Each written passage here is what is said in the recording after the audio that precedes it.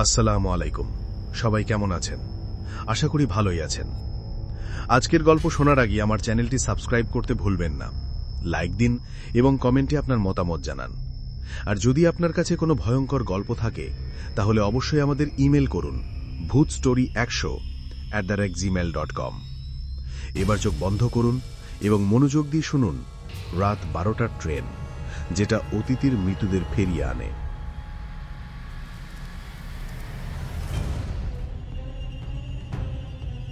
গ্রামের শেষ প্রান্তে গাঢ় নীলে ঘেরা একটি পুরনো রেল স্টেশন দাঁড়িয়ে আছে, যেখানে বছর ঘুরে বছর সন্ধ্যা নেমে গেলেই নীরবতা নামে এক অদ্ভুত ছায়া।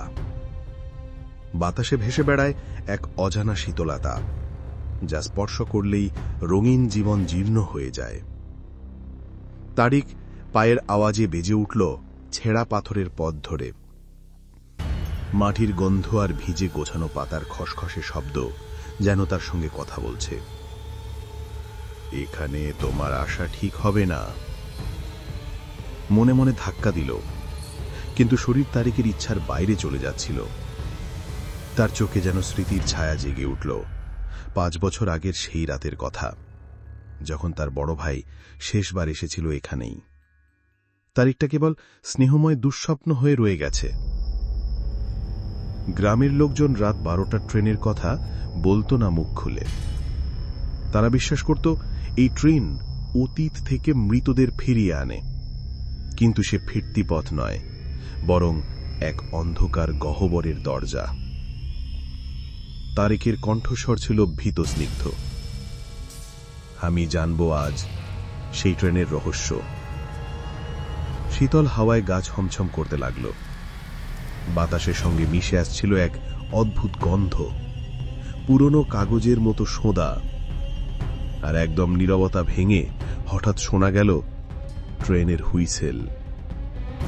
তা ছিল আকাশ ছুঁই ছুঁই শব্দ, একটা আঘাত যা বুকের ভেতর প্রবেশ করে। প্ল্যাটফর্মের উপর ধোঁয়ার একটি চাদর এসে নেমে এলো। তারিক চোখ বোলাতে বোলাতে দেখা গেল ধূসরাভ কুয়াশার ভেতর থেকে একটা ট্রেন দাঁড়িয়ে আছে। তবে এর ধোঁয়া সাধারণ কালো ধোঁয়া নয়, যেন ধোঁয়ার ভেতর আরেক জগতের আভাস। ট্রেনের জানালা থেকে উঁকি দিয়ে তারেক দেখতে পেল অসংখ্য মৃতের মুখ, যারা তার দিকে তাকিয়ে আছে। মুখগুলো জীর্ণ, চোখে অশ্রু, ঠোঁটে হাসি নেই, কেবল কষ্টের ছাপ। তারিকের মন বিদ্রোহ করছিল। তোমরা কে? তোমার কোথা থেকে আসছ? ঠক ঠক শব্দে ট্রেনের দরজা ধীরে ধীরে খুলে গেল। বাতাসের গতি কমে গেল। সবার হৃৎকম্পিত নিঃশ্বাস থেমে গেল। তারিকের পা যেন চুরির মতো তাকে ট্রেনের দিকে টেনে নিয়ে গেল। তার হৃদয় ওঠা বসা করছিল, যেন ছুটে যাচ্ছে মরণ সীমার দিকে। তারিকের গলা শুকিয়ে গেল, ঘ্রাণ করল।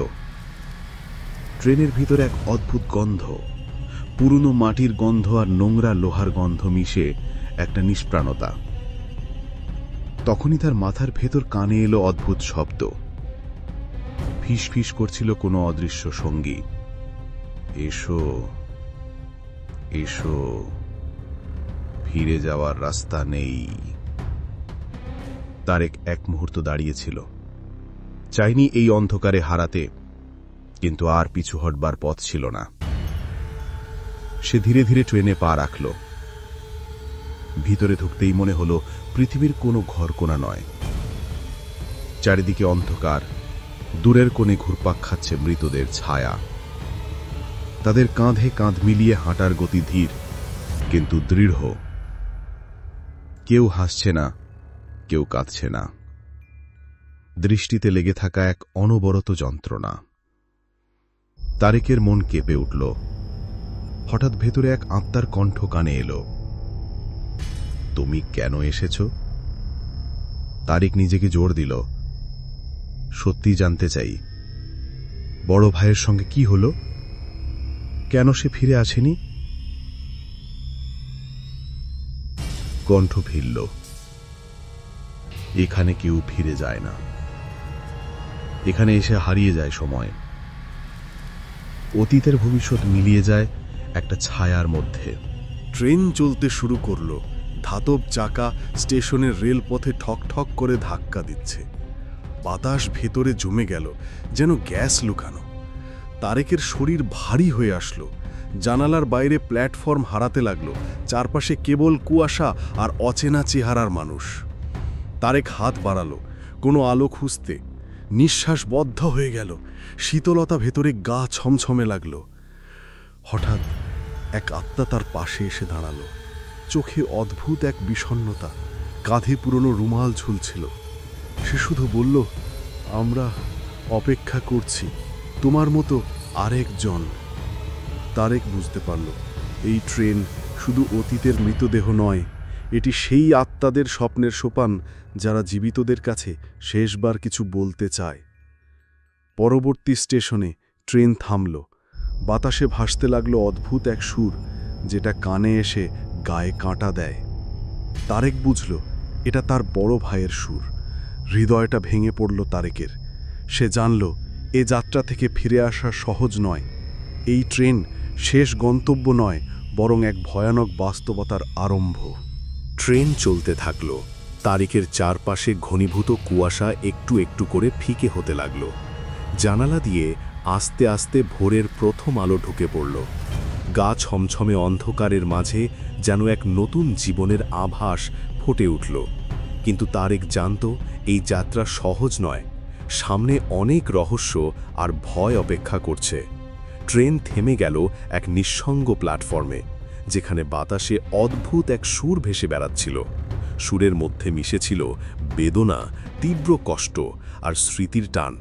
প্ল্যাটফর্মে নেমে তারেক দেখল সামনে একটি পুরনো বাড়ির ধ্বংসাবশেষ। বাড়িটির চারপাশে বুনো ঘাস এবং মরিচার গন্ধ ছড়িয়েছিল। ধীরে ধীরে বাড়ির দরজা নিজে থেকেই খুলতে লাগল, যেন ভেতরে কেউ তার আগমনের অপেক্ষায় ছিল। তারেক হাত বাড়িয়ে বাড়ির ভেতরে ঢুকল। ভেতরকার বায়ুমণ্ডলে ছিল পুরনো কাগজের গন্ধ। মেঝেতে পড়ে থাকা ধুলোর মতো নিঃশ্বাস যেন সময়ের সাক্ষী। হঠাৎ বাতাসের ফিসফিসানিতে এক মিষ্টি কণ্ঠ তার কানে লাগল। তুমি এসেছ, আমি তোমার জন্য অপেক্ষা করছিলাম। সে ঘুরে দেখল এক রহস্যময়ী নারী, চোখে বিষণ্ণতার গভীর ছায়া, মুখে অর্ধ হাসি আর অদৃশ্য বেদনার রেখা। নারী বলল, আমি সেই আত্মা যেই বাড়িটিতে শেষ দিনগুলো কাটিয়েছিল, কিন্তু মৃত্যুর আগে তার বেদনাগুলো কারো সামনে বলতে পারেনি। তারেক মনোযোগ দিয়ে শুনতে লাগলো নারীর গল্প, যেখানে মৃত্যুর আগের রাতে তার একাকিত্ব, যন্ত্রণার নিদর্শন এবং মৃত্যুর পর ট্রেনে আটকে যাওয়ার কারণ বর্ণিত ছিল। নারী কাঁদতে কাঁদতে বলল, আমার মুক্তি আসবে যখন কেউ আমার শেষ কথা অন্যদের জানাবে। তারেক বুঝতে পারল এই গোপনীয়তা ফাঁস হলে হয়তো এই ট্রেন আর কাউকে ধরে রাখতে পারবে না। তারা দুজন এক অদ্ভুত বন্ধনে আবদ্ধ হলেন। তারেক বাড়ি থেকে বেরিয়ে এসে আবার ট্রেনে উঠল। ট্রেন চলতে শুরু করল। তারেকের মনে একটা শক্তি আর সাহসের জোর জন্ম নিচ্ছিল, যদিও জানত এই যাত্রার শেষ অংশে আরও ভয়ঙ্কর ঘটনা অপেক্ষা করছে। ট্রেনের চলার সাথে সাথে তারেক অনুভব করল চারপাশের ছায়াগুলো ঘনীভূত হচ্ছে। বাতাসে একটা ভয়ঙ্কর শীতলতা ছড়িয়ে পড়ছে। হঠাৎ এক বিশাল কালো ছায়া ট্রেনের ডেরায় গিয়ে দাঁড়ালো। তার চোখ ছিল আগুনের মতো লাল। সে বলল, তুমি কি ভয় পাচ্ছ? তারেক জবাব দিল, হ্যাঁ, আমি ভয় পাচ্ছি, কিন্তু পালাবো না। ছায়া ধীরে ধীরে ক্ষীণ হয়ে গেল। তারেক বুঝতে পারল এটি তার নিজের ভয়ের প্রতিফলন। সে আরও দৃঢ় হয়ে উঠল। ট্রেন থেমে গেল আরেকটি প্ল্যাটফর্মে। প্ল্যাটফর্মটি ছিল এক নিকৃষ্ট অন্ধকারে মোড়ানো। বাতাসে ভেসে বেড়াচ্ছিল ফিসফিসানির শব্দ।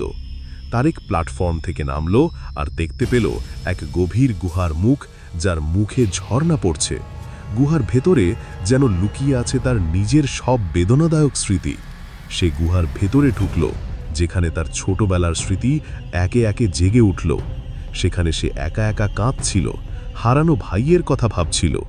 স্মৃতিগুলো এত জীবন্ত যেন সে আবার ফিরে গেছে সেই অন্ধকার দিনে। স্মৃতিগুলো তারেককে ভেঙে দিল। সে বুঝল মুক্তির প্রথম বাধা হল নিজের ভুল ও ব্যর্থতাকে মেনে নেওয়া। গুহার অন্ধকার থেকে এক কণ্ঠ তারেককে ডাকল, তুমি পারবে, তুমি একা নও। তারেক সাহস জোগাল, গুহা থেকে বেরিয়ে ট্রেনে ফিরে এলো। সে অনুভব করল যেন ওজন হালকা হয়ে গেছে, মনে হলো নতুন করে জীবন পেল। ট্রেন আবার চলতে লাগল। জানালা দিয়ে সে দেখল ভোরের আলো ছড়িয়ে পড়ছে। এই যাত্রায় সে শুধু নিজের অতীত নয়, ভয়ের মুখোমুখি হয়েছিল আর নতুন এক সাহস পেল। ট্রেনের গতি বাড়তে থাকল, আর একটি অন্ধকার ছায়া এসে তার কাঁধে হাত রাখল। তুমি কি সত্যিই প্রস্তুত? তারেক সাহস নিয়ে বলল, হ্যাঁ, আমি প্রস্তুত। সেই ছায়াটি ধীরে ধীরে মিলিয়ে গেল, বাতাসে ভেসে এলো এক শান্তির সুর, যা তারেকের মনে এক অনন্য শক্তি জোগাল। ট্রেনের সামনে আস্তে আস্তে একটা নতুন প্ল্যাটফর্ম দেখা দিল, যেখানে দাঁড়িয়েছিল তার হারানো ভাইয়ের ছায়া। ভাইয়ের চোখে ছিল কষ্টের ছাপ, মুখে শান্তির হাসি। তারেক এগিয়ে গেল, ভাই, আমি এসেছি তোমাকে ফিরে পাওয়ার জন্য। ভাইয়ের হাত তারেকের হাতে এসে লাগল, আর সে অনুভব করল সব ব্যথা ধীরে ধীরে বিলীন হতে শুরু করেছে। ট্রেন থেমে গেল, বাতাসের সঙ্গে মিশে গেল শেষ নিঃশ্বাস, আর তারেক বুঝল এই যাত্রায় সে শুধু অতীতের সঙ্গে নয়, নিজের ভয়ের সঙ্গেও জয়ী হয়েছে। ট্রেনের ভিতরে ঢুকেই তারেক বুঝতে পারল সময় যেন থমকে গেছে। চারপাশে নীরবতা, বাতাসের একটা নরম স্পর্শ তার গায়ে লাগলেও সেই স্পর্শে ছিল এক গভীর শীতলতা, যা ভেতরে গা ছমছমে লাগিয়ে দেয়। চারপাশে অন্ধকার মেঘলা, যেন পৃথিবীর সব আলো এই অন্ধকারে হারিয়ে গেছে। ট্রেনের জানালা দিয়ে বাইরে দেখা যায় কুয়াশার মধ্যে অসংখ্য মুখ। তাদের চোখগুলো শুকিয়ে গেছে, কিন্তু তাদের দৃষ্টি যেন বিষণ্ণতার গভীর সমুদ্রের মতো। তারেক মনে করল তারা শুধু মৃত নয়, তারা যেন ভোগা বেদনার বন্দী আত্মারা, যারা এখান থেকে মুক্তির জন্য অপেক্ষা করছে। হঠাৎ পাশে থেকে একটা কণ্ঠস্বর ফিসফিস করে বলল, তুমি এসেছ সেই জায়গায় যেখানে ফিরে যাওয়ার পথ নেই। তারেক চমকে উঠল। চারপাশের ছায়াগুলো তাকে ঘিরে ধরল, তাদের ছোঁয়ায় যেন শরীরের রক্ত জমে যাচ্ছে। সে নিজেকে জোর দিয়ে বলল, আমি ফিরে আসব বড় ভাইয়ের জন্য। একটা বৃদ্ধ আত্মা সামনে এগিয়ে এলো, তার চোখে অজানা এক বেদনা। সে বলল, আমরা সবাই এখানে আটকা পড়েছি, যারা জীবিত থেকে অতীতের ভুলগুলো মেনে নিতে পারিনি। এই ট্রেন অতীতের সেই সমস্ত স্মৃতিকে ধরে রাখে, যতক্ষণ না তারা নিজেদের সত্যের মুখোমুখি হয়।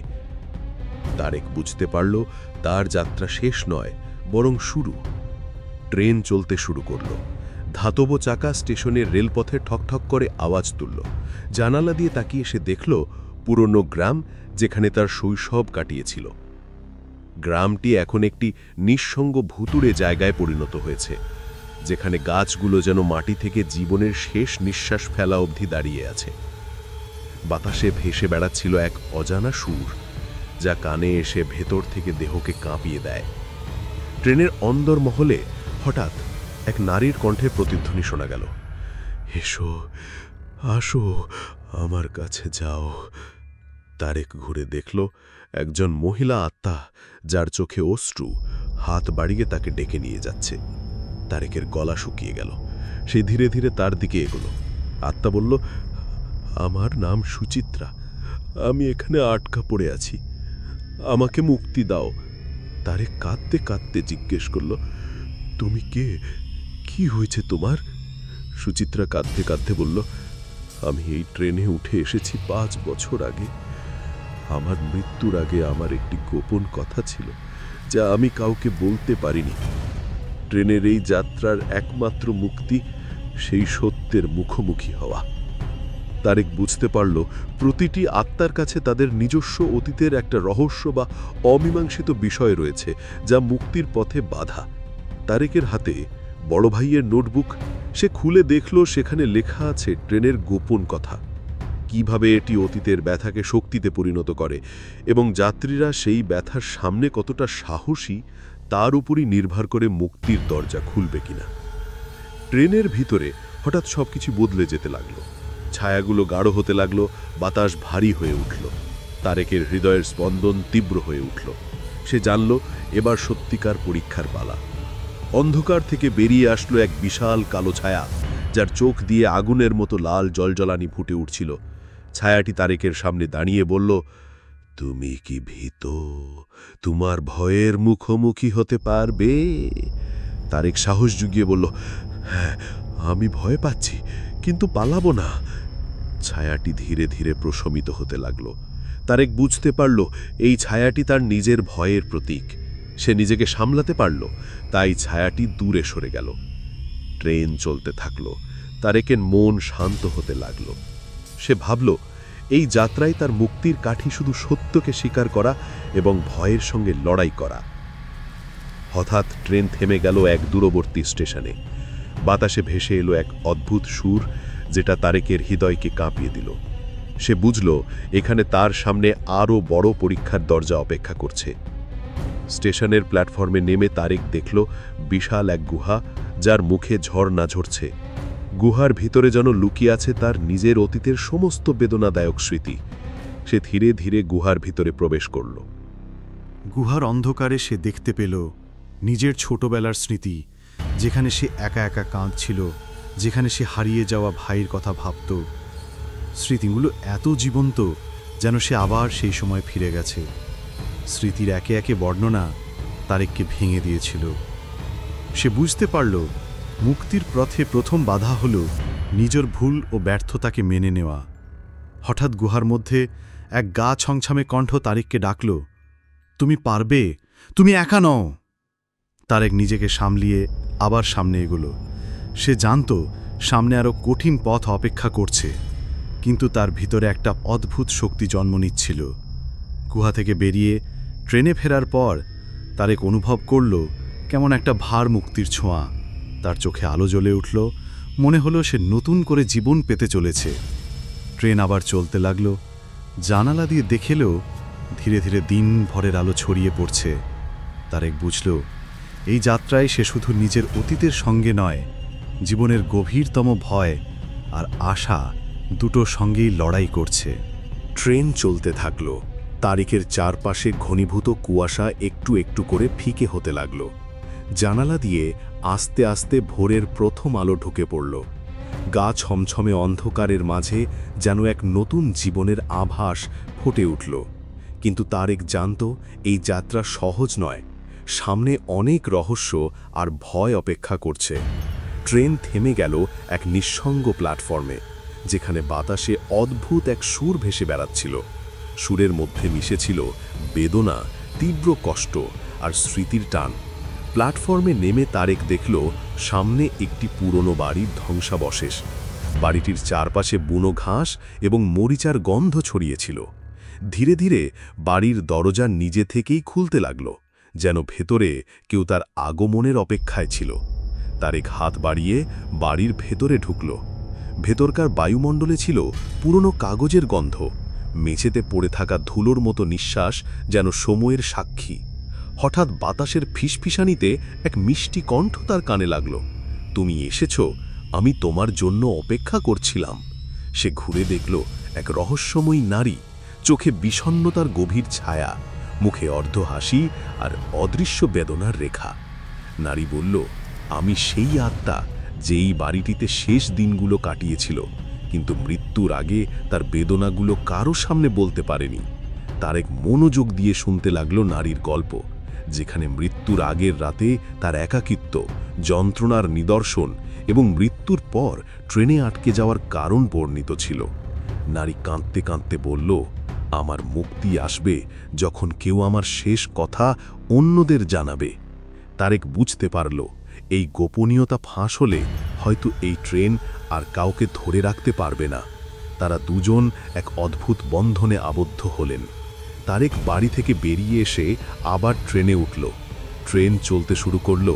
তারেকের মনে একটা শক্তি আর সাহসের জোর জন্ম নিচ্ছিল, যদিও জানত এই যাত্রার শেষ অংশে আরও ভয়ঙ্কর ঘটনা অপেক্ষা করছে। ট্রেনের চলার সাথে সাথে তারেক অনুভব করল চারপাশের ছায়াগুলো ঘনীভূত হচ্ছে। বাতাসে একটা ভয়ঙ্কর শীতলতা ছড়িয়ে পড়ছে। হঠাৎ এক বিশাল কালো ছায়া ট্রেনের ডেরায় গিয়ে দাঁড়ালো। তার চোখ ছিল আগুনের মতো লাল। সে বলল, তুমি কি ভয় পাচ্ছ? তারেক জবাব দিল, হ্যাঁ, আমি ভয় পাচ্ছি, কিন্তু পালাবো না। ছায়া ধীরে ধীরে ক্ষীণ হয়ে গেল। তারেক বুঝতে পারল এটি তার নিজের ভয়ের প্রতিফলন। সে আরও দৃঢ় হয়ে উঠল। ট্রেন থেমে গেল আরেকটি প্ল্যাটফর্মে। প্ল্যাটফর্মটি ছিল এক নিকৃষ্ট অন্ধকারে মোড়ানো। বাতাসে ভেসে বেড়াচ্ছিল ফিসফিসানির শব্দ। তারেক প্ল্যাটফর্ম থেকে নামল আর দেখতে পেল এক গভীর গুহার মুখ, যার মুখে ঝর্ণা পড়ছে। গুহার ভেতরে যেন লুকিয়ে আছে তার নিজের সব বেদনাদায়ক স্মৃতি। সে গুহার ভেতরে ঢুকল, যেখানে তার ছোটবেলার স্মৃতি একে একে জেগে উঠল। সেখানে সে একা একা কাঁদছিল, হারানো ভাইয়ের কথা ভাবছিল।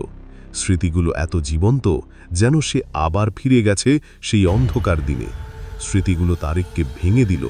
সে বুঝল মুক্তির প্রথম বাধা হল নিজের ভুল ও ব্যর্থতাকে মেনে নেওয়া। গুহার অন্ধকার থেকে এক কণ্ঠ তারেককে ডাকল, তুমি পারবে, তুমি একা নও। তারেক সাহস জোগাল, গুহা থেকে বেরিয়ে ট্রেনে ফিরে এলো। সে অনুভব করল যেন ওজন হালকা হয়ে গেছে। মনে হলো নতুন করে জীবন পেল। ট্রেন আবার চলতে লাগল। জানালা দিয়ে সে দেখল ভোরের আলো ছড়িয়ে পড়ছে। এই যাত্রায় সে শুধু নিজের অতীত নয়, ভয়ের মুখোমুখি হয়েছিল আর নতুন এক সাহস পেল। ট্রেনের গতি বাড়তে থাকল আর একটি অন্ধকার ছায়া এসে তার কাঁধে হাত রাখল। তুমি কি সত্যিই প্রস্তুত? তারেক সাহস নিয়ে বলল, হ্যাঁ, আমি প্রস্তুত। সেই ছায়াটি ধীরে ধীরে মিলিয়ে গেল। বাতাসে ভেসে এলো এক শান্তির সুর, যা তারেকের মনে এক অনন্য শক্তি জোগাল। ট্রেনের সামনে আস্তে আস্তে একটা নতুন প্ল্যাটফর্ম দেখা দিল, যেখানে দাঁড়িয়েছিল তার হারানো ভাইয়ের ছায়া। ভাইয়ের চোখে ছিল কষ্টের ছাপ, মুখে শান্তির হাসি। তারেক এগিয়ে গেল। ভাই, আমি এসেছি তোমাকে ফিরে পাওয়ার জন্য। ভাইয়ের হাত তারেকের হাতে এসে লাগল আর সে অনুভব করল সব ব্যথা ধীরে ধীরে বিলীন হতে শুরু করেছে।